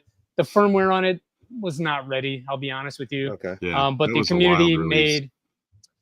community made a mod to where you can put vanilla clipper on there, and it comes with a lot of cool macros and things like that to really make it usable. And it's been fantastic ever since I did that. I've been running it with the custom firmware for at least 6 months, and I printed a bunch of stuff on it. The pumpkin, actually, I haven't shown this yet. This is one of the things I made for Halloween. I'm in Halloween mode right now. This was printed on the S1 out of Green Gate PETG. This is their that looks good, Slice Orange, I think it's called. Oh, yeah. Good color. Yeah. So 12 hours on the FL Sun. What's the infill? 18%. Okay. Nice. And adaptive cubic. Nice. Yeah, I had all the FL Sun printers up until the V400, and then when the T1 and the S1 when they originally launched, I almost pulled the trigger, and for some reason I didn't, because I liked all the other ones. I loved the Super Racer was one of my favorite printers of all. I loved that one. The V400 I liked. It was just way too big. Now they have the V400 Max. I don't know if you've seen that. Right. That I can't imagine. That thing in person has to be huge. It looks like a phone booth. It looks like a phone booth. Yeah. The history of what you're talking about is the reason I bought into the FL Sun S1 when they first launched it. Mm-hmm. We're talking, 40K excels and 320, I believe, on the diameter, 400 tall, right? Like the specs on it were amazing. But it's a small refrigerator sitting over there. Yeah, it really is. Crazy. And I was really disappointed that the firmware wasn't matching the hardware that I got. Yeah. So I'm thankful that, you know, the community came together and made it usable, but I couldn't out the box recommend it without that. So Yeah. Because of that reason, I couldn't get behind the new 400 Max either for the same reason. It kind of left a sour taste with me, and it is. I was kind of torn when I got the Centauri because I live pretty close to a Micro Center, and so it was like the Centauri or the T1. I think it might have been a Pro or something at the time, and I was like, well, the Centauri, like, we're gonna get some type of AMS or whatever for it, but like a lot of the new maker guys have the FL Suns, and they were like, you should get an FL Sun. And at the time I was doing their table display, the castle table display, and so I'm like, hey, I sent it, like, I was doing test prints here, and then when it was done I sent it over to him. I was like, hey guys, I'm just letting you know it's gonna take 16 hours, da da da da. And then he like throws it on the FL Sun, and he's like, like he's blowing through this thing, and I'm like, wait a minute. I was like, it's that fast? I'm like, I had no clue that it was. They are fast. Dude, they are insane. That is the selling point for a Delta, is that it is super fast and lightweight, more so than a Core XY. Yeah. And I'm one that, like, even after doing this for like close to 15 years, I still find myself staring at prints and just I'm still mesmerized when a print prints, right? On a Core XY, anything. But when you watch a Delta print, it's just, I don't know, it has like it's just different, and it's just one of those things where when you watch a Delta print, it's mesmerizing because they're just the way that they move is just awesome. I remember the first one I got was the QQOS 5 or something like that, they called it. QQS 5. Yeah. So that was the first FL Sun I had, and it was good. It wasn't perfect. And then when the Super Racer came out, that was like, I loved that thing right out of the box, other than the fact that I hated the glass bed. Like, that was the first thing to go. And then the V400 I liked as well. And it printed great. It was just, for me, the way that I store my printers, the height of it was hard to, it didn't fit anywhere. And I keep the antithesis on top of mine. That's a good idea. I use it as a table. Yeah, because they're just so big. They just take up so much, because obviously if you have 300 build volume, you have that also in the neck, the above that as the height. So I'm 5'11", and this printer hits me like mid chest, so about right here. Yeah, they're and that's you said that was the S1? Sitting on the ground. The S1 non-pro first version. But it inspired me to really like Deltas after I started to get to use it. So kind of behind this rack over here, there's a Doron Delta, if you're familiar with that one. So I built that. That's over here. And then I don't know if you saw this one, but LDO yesterday released the new Delta Flyer kit from Rolahan. So it sounds like that's on my list. Yeah, it sounds like there's still some interest in the Delta kinematic system. And I'm happy to see it. You got people like Mitch 3D, who is Delta diehard. I mean, he now has Positron. He now has Positron backpack printers, but he's still a Delta guy as far as I know. There's a Positron over there. Yeah. So what I use my Positron for, and this is sort of how I got talking with 3D Printing Elves to kind of do a call back to that one. I go around and teach a lot of STEM classes here in the Antelope Valley, and it's one of the things that I like to do because my kids love it, and so I want other kids to like it too, because we all expire at some point, and I need this hobby to continue after I'm gone. And so we need to start with the kids, right? And so one of the things that kind of aligns with what I love to do, 3D printing, is teaching 3D printing to kids. And so that's something I get to do out here. And so the Positron helps me do that, because I just take it in the case, set it up, show it upside down. So not only is it portable, but it's a very, very interesting kinematic and 3D printer that nobody has really seen before unless you're in this hobby. And so it really draws in kids and parents alike to check it out. Nice. Yeah, it's definitely, I mean, I remember when they came out with it, and it was just like, why, right? And then I was like, wait a minute, because it's awesome, right? Like that's why, because it's great. And Dude, and I love the like, and I love the good.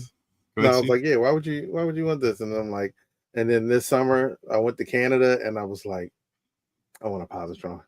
I had no printers with me. I was like, oh man, it would be great to have a printer with me right now. I'm like sending these guys files like, hey, can you guys print this real quick? Oh, your test file. Yeah, it's like, can you print this for me?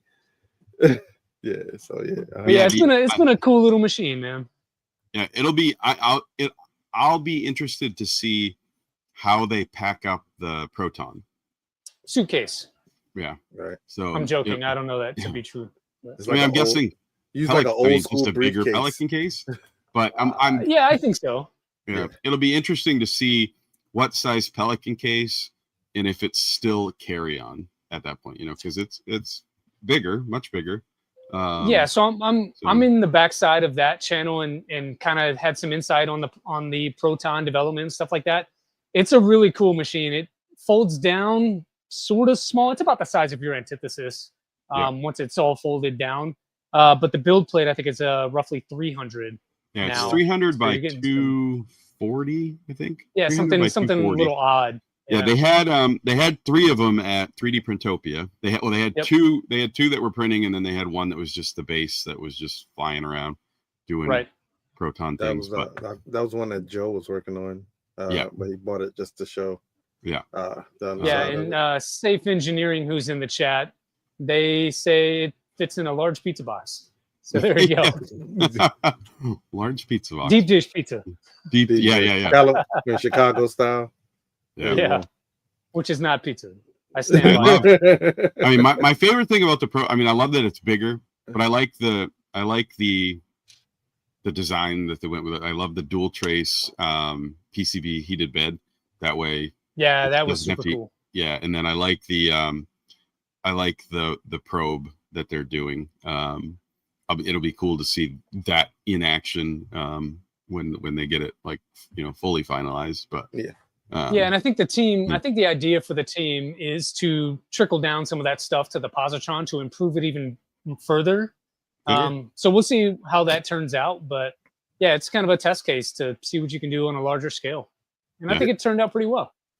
Yeah, it was cool. It was a huge hit at 3D Printopia. Obviously, and everybody knew that it was coming. So it was one of those things like 10 o'clock at Saturday when the doors opened. Like that was where everybody wanted to go because it had the black covering over it, and can't remember what time they actually released it, but it was a huge hit. So heck yeah. So let's see. Who's large pizza box? It'd be like a New York it'd be a Chicago. Is Chicago style? Is that? It's got to be. Yeah. That's the deep. That's the deep dish meal. It's not a pizza. Yeah. What's your since we're talking about pizza? What's your favorite? I guess type of pizza or topping. Hawaiian. Not even ashamed to say it. It's good, man. No. It's good. It really is good. So Steve and I are in agreement. You're outnumbered, Corey. Hawaiian is the way to go. It's good. You eat it cold and it's good. You eat it warm and it's good. Pineapple is my favorite fruit, but it was not meant to be on pizza. It is though, dude. I can't do it. I cannot do it. Good. All right, so you all are wrong in the chat. Everybody in chat is wrong. In chat, 1, if you like pineapple on pizza. 2, if you don't like it on pizza. So 1, if you like pineapple. 2, if you don't like pineapple. All right. 1, if you like pineapple. 2, if you like pineapple. Got it. See? Hey, there we go. Look at that. We got a 2 in it. Got a couple 2s in there. So we are not Italian. Definitely not Italian. Matt, not stop Italian. spamming chat, Matt. Yeah, can't do it. It's good. Every time you spam, you like just invalidate your answers. Yeah. It's the little bit of like toasting that happens to the pineapple that like takes it up to like the next level, dude. It's really good. Right. You can't do it. Right. I don't know. My mom, like a lot of people in my family love it, but I'm just like, I can't do it. there's a place here that used to have spaghetti pizza, which was really good because I eat spaghetti sandwiches occasionally. Yeah, like just take the spaghetti, put it on. I think they had that at bread. CC's. The first time I ever went to a CC's, they had spaghetti pizza. It's pretty good. Really? Yeah. That's different. Never heard of that one. So, Steve, what's your favorite pizza topping? Sausage. All day. Sausage. Yeah, all day. I'm a pepperoni and mushroom guy. Pretty simple. No, sausage. My kids like chicken pizza. But chicken pizza? Well, chicken on pizza, you know. I like a good barbecue chicken pizza. Yeah, buffalo chicken pizza is pretty good if you've ever had that. Yeah. That is a sleeper, dude. You ever had Big Mac pizza? No. That's pretty good. Absolutely not. I put that up there with Maryland crab, things you just should not eat. You son of a gun. Yeah, I knew it's gonna come up. What about lobster? Do you like lobster? I don't like any shellfish, actually. To be honest with you. Yeah. Oh. So the whole like iodine kind of flavor to shellfish, it's not my jam. I have eaten lobster. Not my favorite thing. Yeah. Lobster tastes like ocean to me, and I'm immediately out. Yeah. And so does like crayfish. They taste like ocean. Yeah. But crab is so much seasoning on it that any of that oceany taste is like gone. You're like it's pretty much a vehicle for seasoning. Right. My grandfather was a lobsterman, so we grew up eating it. Okay. Yeah. We used to have so much lobster, we used to feed it to our dogs. Listen to this guy. Oh my goodness. He's big shotting over here. No, it was just like what you had. It was. You forgot to take off your glasses and put on your monocle when you said that. Yeah. No, I'm gonna put on my monocle and go up to my third floor in my second studio. No, we had like lobster and oysters and scallops and shrimp and all kinds. You know, that was we gave it. And we to used the poor. 50s as napkins. Yeah, right. Did I have to say my grandfather was a lobsterman? Like, lobstermen weren't rich We in gave the it 80s to and 90s. the poor. Mm-hmm. Oh, we have so much Oh, lobster man. and scallops. Someone make a bag for the homeless. There you go. Right. I like that. My emoji I has love that teasing. Joel money. No, I do not have that Joel money. Joel money. Polymaker Yeah. Joel. Polymaker Joel. A reoccurring joke that he's super rich. No, got like that's good, man. So Steve, we haven't really heard from you. What are kind of your next things that you're working on? I know you don't do the 3D printer building kind of stuff, but like, what's the big print project or whatever? Right now, I need to get back into Nomad Sculpt, and then I got some functional stuff that I've been working on, and that like kind of got shelved because of 3D Printopia, and I also kind of like host live music shows. So I like now that stuff is kind of slowed down and Printopia is over, I can kind of like focus on Nice. making some models and stuff like that. So got some cool stuff that I'm working on. Anything you could share? No, I got the where do I have the good one here? Right now I was working on, I gotta find a good one first. I have this organizer for your cords. Pop the top off. Super cool. And it Organizer? also, the cord organizer, and it also has a like a little drawer so you can like stand your phone on it or tilt it in it. Dude, it looks like one of those old school boom boxes. Yeah. So, but like mini size. The first thing people was like, "Oh, do you have it? What's the thing? Gridfinity." So I was like, "I'm gonna roll this one out, and then I'll make a Gridfinity version of it." I just got to redo the bottom part of it to kind of like work with the hinges. But I mean, it's fun. I like doing this kind of stuff. I like kind of like making stuff on a whim just to see if I can make it. So that's the model that he was working on in Canada. In Canada, where he didn't have a printer, and he kept sending the test files to us and saying, back to you. So it was me, Daddy Wazzy, and GTR Dad. We were printing the test files for it. Yeah. And then like I couldn't, like they're just like, "Oh, this didn't work." I'm like, "I know exactly what it is. Let me change it and then send it off to them." So I like making stuff. Yeah, any Lil Kim models in the queue? No, but we should get one. We should get one rolling, right? Dude, next time we do this, I'm gonna print one of those wigs again. Yeah. In that pink ambrosia. Oh yeah, and that pink ambrosia, and we'll wear it. Dude, I got that. You can see a little bit there. That's the Cookie Cat. Cookie Cat Nightshade, I think is what it's called. Okay. And it's got like a little bit of a sheen to it. This might be like one of my new favorites outside of our filament. But like one of my new faves that I'm like, I gotta print some stuff out of that. Yeah, some folks talked me in on my stream to picking up some printed solid stuff. It's called Elixir. You ever heard of that? Yeah. So they talked me into getting some Nightshade Elixir. That's what their Nightshade is. Okay, cool. Yeah, it's like a silk purple kind of looking thing. Nice. But I got to find the right model for it. That's always the thing. Yeah. That's why I still have a ton of filament, because I'm always trying to find the right model for something. Yeah. But it's Halloween time, right? So blacks, oranges, purples, all of that kind of stuff is really hot right now, and I need to find the right Halloween model to print for that. Because one thing that I do is I don't give away candy at Halloween. I give 3 printed toys away. Nice. And so I'm kind of known as that guy. And I have a box right now, like one of those file boxes that you would find at a lawyer office or whatever. One of those full of toys to kind of give away. And I still need to print maybe another 1,000 or so. Dude, I need to do the same thing. But like last year we got 7 kids on my street, and I was so excited because no kids ever come on my. I live close to like a more condensed neighborhood, and like where I live, the houses are further apart. So and then like there's nothing beyond my house. So like kids, it's not, the payout isn't there unless you got like full bars or something up here. Right. Like kids aren't coming up. Draw them in. Yeah, you got to draw them in. Just have a laser show. That dude's giving away full candy bars. Like, I think a drone show outside the house. Yeah, it's like I'm gonna do a Halloween version of Steve Harvey, and I'm just gonna print a bunch of those. That's what challenge. You're gonna get. Challenge, do it. Right. Hey, don't go to that guy's house. He's giving away Steve Harvey prints. He's giving away little Steve Harveys over there. That's a good idea. I should just print a whole bunch of those. Nobody. I'm like Steve. We live in like a U-shaped neighborhood. That's like you got like a main busy road, and then it's just like a U-shape.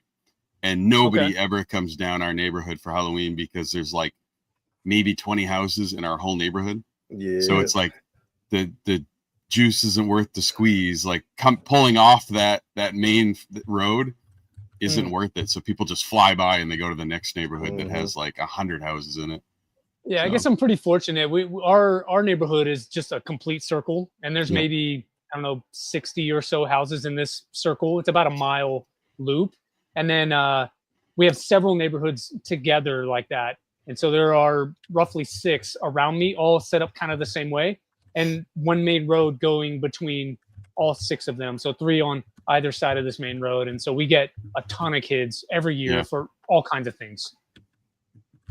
That's cool. Yeah. I always wish we had more, but we don't.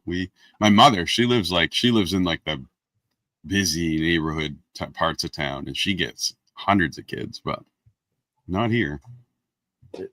She's got the full-size candy bars. Full-size candy bars. Yeah, dude. One year she was like, I think I'm going to give out like apples. And I'm like, don't be that person. Oh, no. Don't do that. Don't be that person. You might as well give away toothbrushes. Like, no, don't be that. Don't do that. Don't be that lady. Some kid will TP your house. Don't do that. It'd be worth it, though. It'd be worth it to see my mom get TP'd. That would be pretty funny. I ain't gonna lie. She's like, son, my house is covered in toilet paper. Can you come help me get this done? Nope, you did it to yourself, Mom. Yeah. She's like, my house is covered in toilet paper. My neighbor's a chain smoker. Can you come help? Yeah. It'll rain, and it'll all go away. Don't worry about it. Oh my gosh, I would hate that to clean that up. Yeah. The crazy thing about her neighborhood is that there's only like 5, like on her, she lives on a dead end street, which is off of like a bunch of busier streets. There's only like 5 houses. Well, at the time there were 6 houses on her street. And when I was my first full-time 24-hour shift as a firefighter, it was like 2 a.m. and I was finally about to fall asleep. All the alarms go off, down the pole we go, onto the truck, get in the thing, and it says fully engulfed structure fire on Gibbons Court, and it's my mom's street, right? There's only 6 houses on the street, and I'm like, my first fire ever as a firefighter is going to be my mother's house, right? Oh no! So the whole time we're going down, and I'm thinking my mom's house is going to be on fire, and I get there, and it's on the other side of the street, 2 houses up. One of the kids that I went to school with, we graduated together. It was their house, and I remember being like, oh, thank God. And then I was like, oh my God, now I feel terrible because this poor kid that I went to school with. And I remember after the fact saying that, and he was like, oh, it's no big deal. My parents hated that house anyway, so they got the insurance and then moved away. And I was like, oh, okay, I guess I don't feel bad anymore. But yeah, it's funny about living on small streets like that. It's always something interesting happen. So it sounds like you live in the same neighborhood that you grew up in, or very nearby. Yeah, so I actually live. So I'm not originally from Maine. Okay. I'm originally from the Boston area, but I've been up here. I could hear that. Yeah. Yeah, I've been up here for a long, long time. I've actually lived here longer than I lived down there. He's faking it, don't worry. We so yeah, the town that I graduated high school from is what I live in now. So I only live about 2 miles from the house that I actually grew up in, or mostly grew up in. So yeah. Nice. The mansion you grew up in, got it. Yeah. Yeah. She has a pool. That kind. Yeah. That's cool, man. Yeah. So I'd ask you, but I know you. That's probably not. You're not from California, so. No, I'm not actually. Yeah. I was born and raised in South Carolina. Oh yeah. And then so I'm active duty military, and I get to move a lot. So every 4 years, I'm doing something else at a different location, and so I've been lucky enough to leave home. My first station was at home, right? Probably not the best for me because I was doing all the high school crazy stuff that I was doing in high school. Yeah. Military doesn't like that too much. Don't recommend it, kids. So when I moved away, I moved to first New Mexico, which was wonderful. If you've never been to New Mexico, they have some beautiful landscapes and mountains and stuff like that out there. Was it Clovis? You nailed it. So my uncle and my aunt and cousins, they were on that base. Okay. My uncle was a pilot. All right. Yeah, I do in-flight refueling. Yeah. So I know that area. Yeah, I got to go there. But I spent some time in Albuquerque too, and I like Albuquerque more than I like Clovis. But there are pros and cons to every place. Left there, moved to California. So I moved to the Bay Area, lived there for I think 4 years. Left that, went to Japan, got to live in Japan for 4 years. That was amazing. And then from there, came back to the States, moved to Oklahoma, and again, another small town like Clovis. Did some time out there, enjoyed that one, and then moved back to California last summer to come here and do this. And it's been cool so far. I'm kind of thinking that maybe next year I'm going to have to move again. I just don't know where that's going to be. Well, good. You're going to have to get a second moving truck just for all your printers. Right. Bro, I had a moving truck solo for my printers just to come here. So we drove that halfway across the country from Oklahoma to here just with printers in it. Oh my God. No joke. That would be me. Like if we ever sell this house and move, I would have to have a whole truck just for printers. You have two options, right? You either get rid of the machines that you have that you've spent 50, 60 hours building, or you let somebody else that you don't know put them in a box that they don't care about and then hope they make it in one piece. Right. Or you do it yourself. And I chose to do it myself. Yeah, I would, because I got too much invested in all of my stuff. I would pack it all up and drive it wherever I had to drive it. Well, here's the crazy part. We were going to have to drive out here anyway. Yeah. So why not make a road trip out of it? Bring all the things that we cared about that we didn't want to break.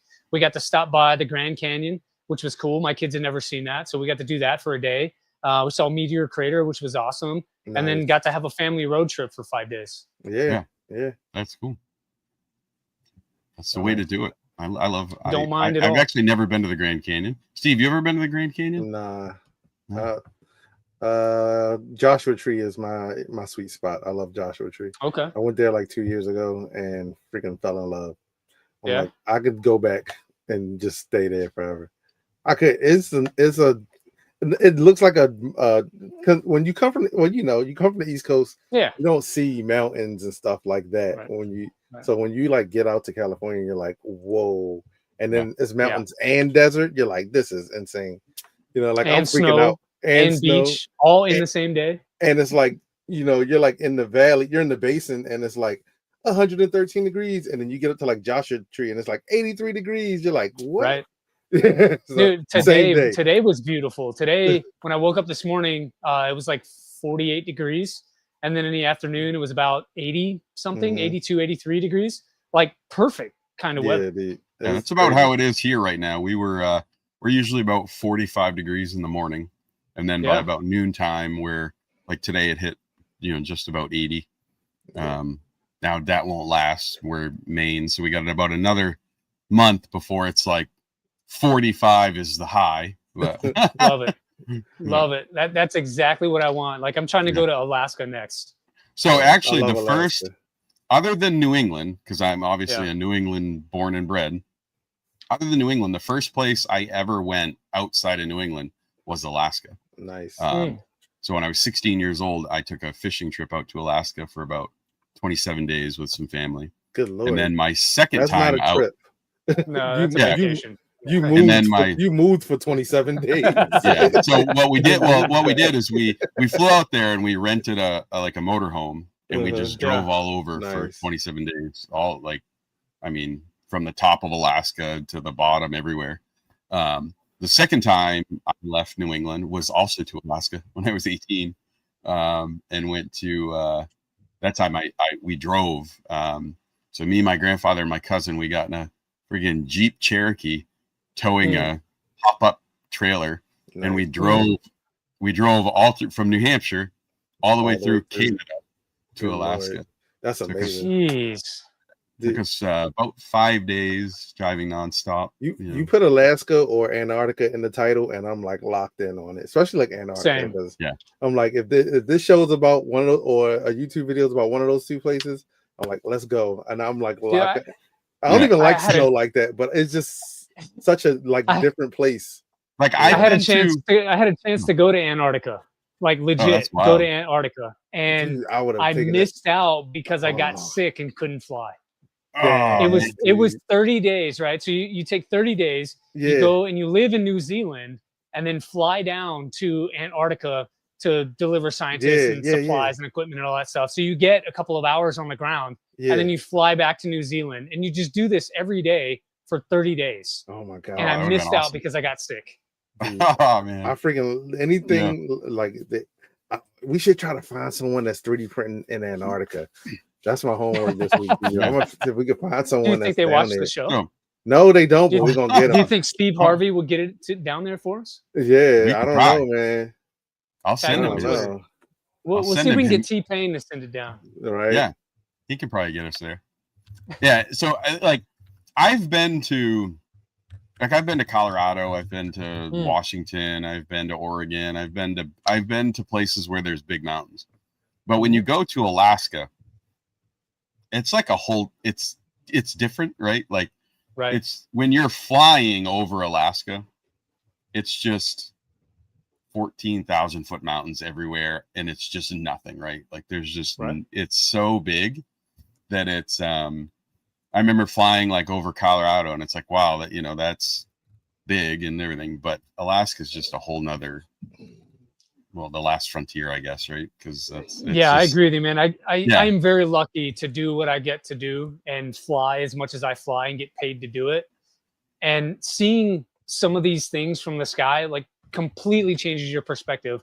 I can remember one year flying back to the States on July 4th and seeing just fireworks shows from the sky from 30,000 feet all across the country, coming all the way back to California. Wow. Like the most amazing scene I've ever seen. Yeah, it's just so things like that are the tiny little rewards that they don't tell you about when you get to do what I do. Yeah.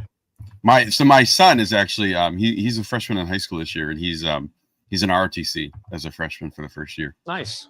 And his goal is he wants to go into the Air Force. Not sure what he wants. Yeah, not sure what he wants to do. But he originally he wanted to be a pilot. I don't think that's gonna fly because my wife and I both wear glasses, and he wears glasses. You can wear glasses and be a pilot. Yeah, so we'll see. That's what he says. But yeah, that's the goal. So he's gonna go. He's got to go to a friend of my wife and I. He works. He's in the Air National Guard.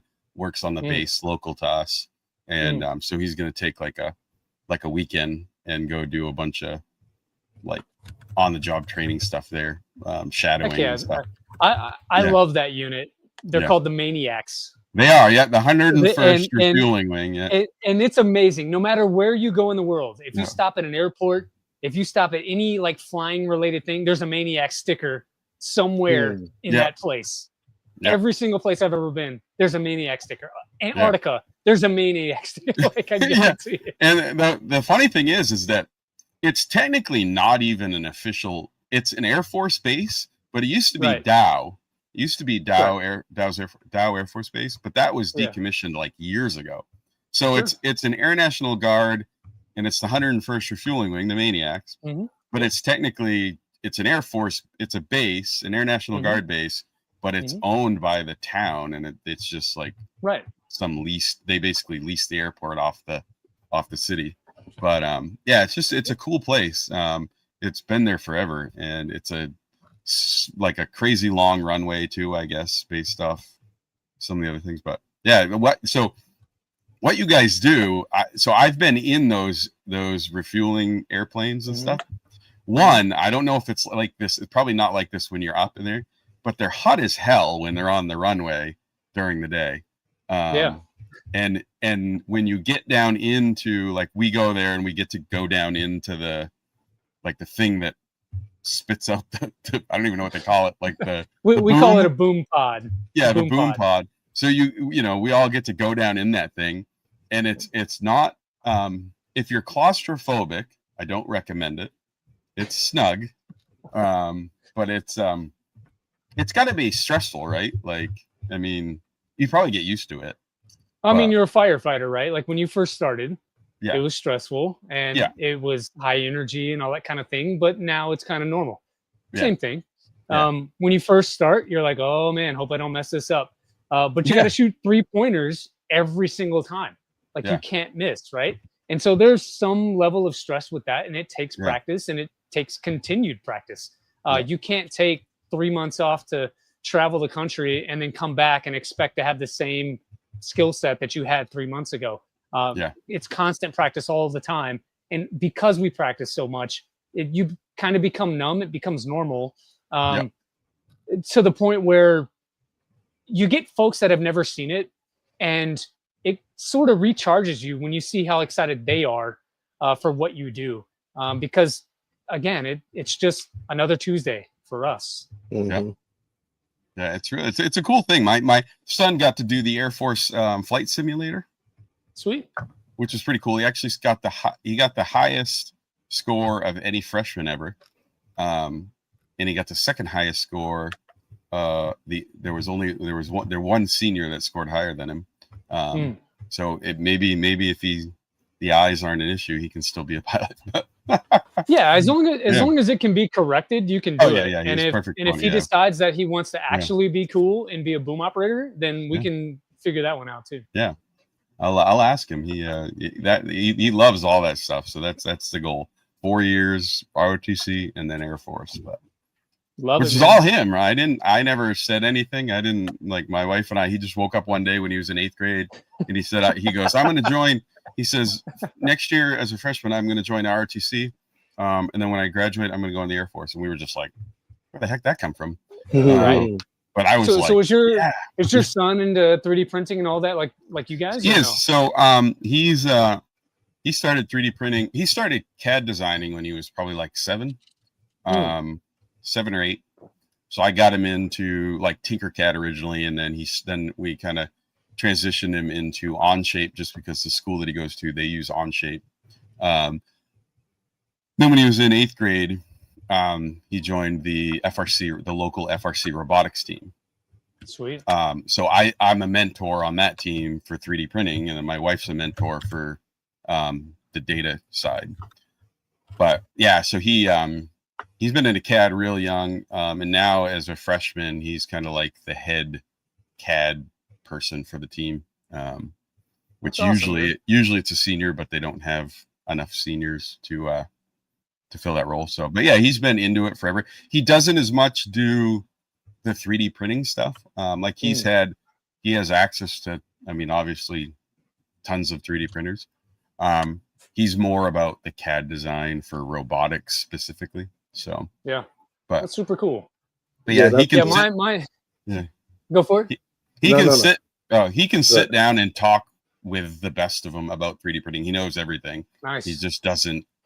My wife actually does too, because she hears me talk about it all the time. So she could probably sit down in a group of 3D printers and talk. But what you were going to say something, Steve? Yeah, go for it, Steve. Oh no, I'm saying while you guys were jibber jabbing, gabbing on. I was hunting for 3D printing in Antarctica, and I was let down. Dude, it was so sad. There's got to be like I found a post from like 7 months ago that has and it was like, right? Like they were like naming the weird, like, oh, IT has one, and such and such has one at McMurdo, and this group has one, but they don't even use it. And I'm like, so Antarctica seems like the best place to have a 3D printer because you don't have everything there. Yeah. It's like they've got to have them. So chat. You think they would have like a whole lab? Yeah. Anybody in chat, scour the internet so Steve can find his Antarctica 3D printer. There's got to be. We wouldn't be able to. It would have to be someone who's home, because the signal there only lasts for like a certain amount of time. It's like in burst. So like we'd have to get someone who's already home, or just find a video about it or something. Yeah, there's got to be something. I mean, they have them on the. I'm sure they do. They have them on the space station. There's got to be printers in Antarctica, especially at like you go to any dental office in the States and they've got a 3D printer there. Yeah, my dad was in the Army, and he spent 6 months in Thule, Greenland during the winter. Nice. Said it was like the worst thing he ever did, because in Thule, Greenland in the winter, there's no, it's just dark, cold, like 15 feet of snow. I'm cool with that. Yeah, I'll wear a jacket. Then he told me, he said, don't get reprimanded when you're in the Army. You'll end up in Thule, Greenland for 6 months. He's not wrong. He's like, we're not going to talk about it, but yeah, he's not wrong. He's like, it was bad enough for me to end up in Thule for 6 months. So yeah, they recently changed the name of that place too. They named it some Greenlander type name that I can't remember. Yeah, but we still call it Thule. Yeah, he said it was cold, windy, and dark, very dark. Yeah. He did not enjoy it, but he was a Maine boy, born and bred. So I mean, he's not shade. I think it was the dark, like the 6 months of like pure dark that bothered him. But then you get 6 months of pure daylight too. You do, yeah. So he left right before that. Okay, yeah, I remember being in Alaska during the summertime, and it's daylight for like 20 hours out of the 24. And so at midnight, people are cutting grass. Yeah, I remember. I remember the first time I went up. Man. I remember the first time I went up, I was fishing, and I'm out fishing, and one of my aunts comes out and she goes, "Are you ever gonna go to bed?" And I'm like, "Why?" It's still. And she's like, "I'm like, daylight, son." She's like, "It's midnight, and I'm still fishing, because in the summer, it'll." Like the sun will like just crest below the tips of the mountains and then basically come right back up. Right. So it never really gets dark. It's wild. So I did tell you before stream, we're getting close to 2 hours, man. And now we're 10 o'clock. So let's Killer, do you have anything that you wanted to share, or anything that you have going on that you want to share with the people? Yeah, I feel like we've been sharing a lot. But I don't think there's nothing left. Let's double tap. We talked about 3D pizza. printing, yo. We did, and why Hawaiian is the only one that you should order. Right. Maybe that's a filament that we make too. Hawaiian pizza. But yeah, we talked about making custom filaments, and we gave John a bunch of ideas. Yeah. So John reached out to us. What else? We plugged 3D Printing Elves and talked about the good work that they are doing and what they're planning to do and how we can support. So again, get out there, get your raffle tickets if you're interested in some of those prizes. There are, I think, 19 different things that you could potentially win with a $10 raffle ticket. All of that money goes directly to help kids get toys all year long. So a really good thing that those guys are doing, and I'm happy to support. Nice. And then we talked about Killer Prince in general, right? I'm on all the social medias, most of the common Discord servers and channels under the same name, Killer Prince, almost everywhere. But the easiest way, one-stop shop, you can get to all that stuff is just killerprince.com. And then you select your favorite social media site from there, and you can find me and communicate with me if that's something you want to do. Yep. And guys, if you go to his website and you join his Discord server, it's a really active server. So it's a lot of fun. I'm there as well. So nice. Join that. And so anytime. And the Unspooled server. Yep. So anytime Killa goes live, you'll get the Discord announcements, just, which is handy, especially if you want to keep up with it. I find for me, the Discord servers are the best way to get notified when someone is going live. It's just the most consistent way of seeing it. So we actually hemmed and hawed about doing an Unspooled Discord. We weren't going to do it because we were like, everybody has one. But it's probably one of the best things we ever did. Because now it's just, we've met so many more people that we probably wouldn't have met. I went through the same thing. Like, why start another hangout spot when everybody's already got a hangout spot? But it's kind of one of those things you got to do. Yep. So follow Killa Prince on all of the socials. Watch him on YouTube. Cool build videos. Like I said, watched all your antithesis videos, which got me into that. So thank you. You're welcome. I'll do more for you too. Yeah. So if you guys are interested in the antithesis, Killa's got some videos on his YouTube about it. I've done a build series on mine on Twitch. I think I've got 3 videos up there. I'll probably do a 4th one to finish this one off. So watch both of those if you can. Steve, what do you got going on for the next whatever Nothing. week? Absolutely nothing for the moment. Well, Steve's going to start designing for Christmas, right? Or Halloween. I'm working on something for Halloween. Oh, Halloween. Actually, right now. Halloween and Christmas, redo some of my Halloween stuff from last year. To make it more efficient. And then I'm going to get into some scanning pretty soon, which is going to be pretty cool and should be pretty fun. Yeah, the otter's coming. Yeah, the otter's coming. Cool. So if you guys, for Halloween that's coming up, if you guys have any cool models that you're printing for Halloween, or if you have requests of models you want either Steve or myself to design, reach out to us, hit us up in our Discord. I'm always open to throwing together a new model. And we'll do that. Share your Halloween stuff with Killa too. I'm sure we'd love to see it. I'd love to see it. Yeah. And so before we wrap up and we raid off into another channel, thank you for joining us. Yeah, 100%. We appreciate it.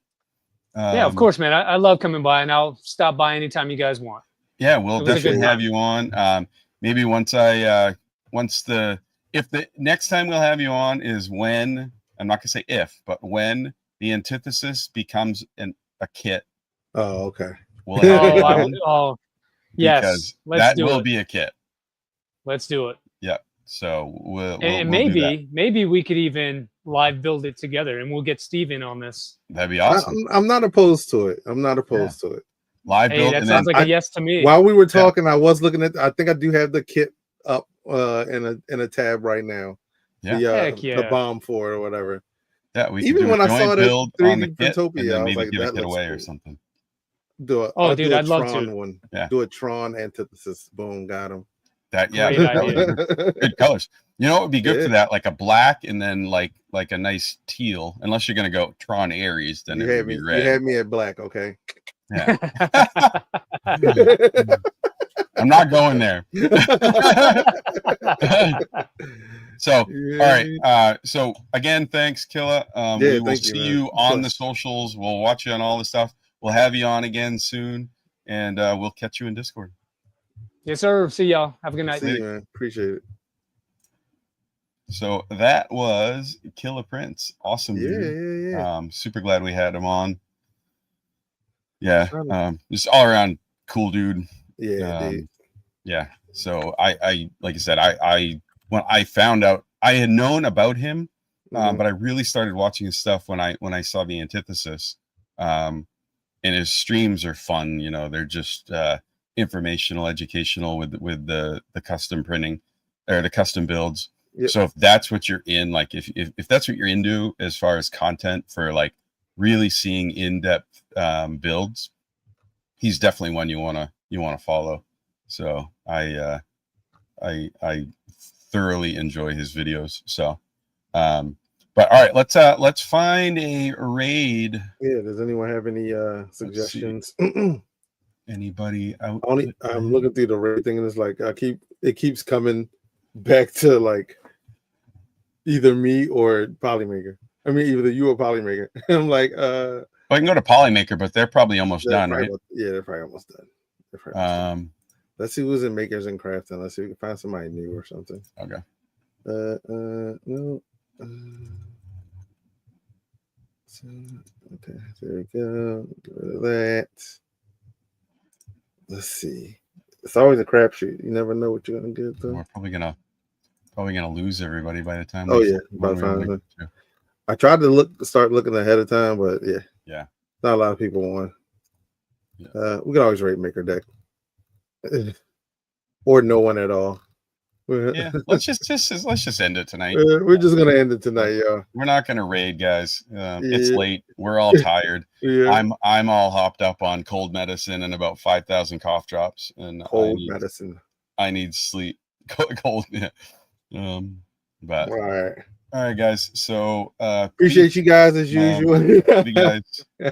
What did he say? He's like, yeah. All right. All right. Later, guys. Thank you guys. Appreciate it. See y'all.